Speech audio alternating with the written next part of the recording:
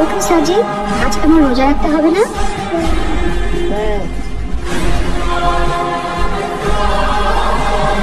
জলদি করো বাবা, দেরি না করলে সারাদিন রোজা রাখবে কি করে? রোজা? আরে সাজিদ, তোমার সেহরি।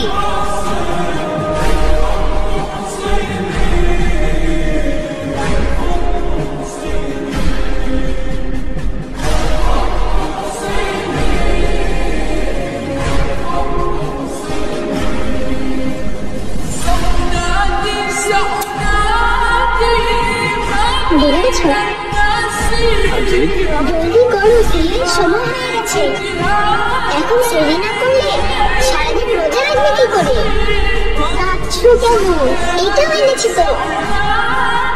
মাজিদ, সেলিম চাচাকে বলো ইফতারের জন্য আমাদের বাসায় আসতে হবে।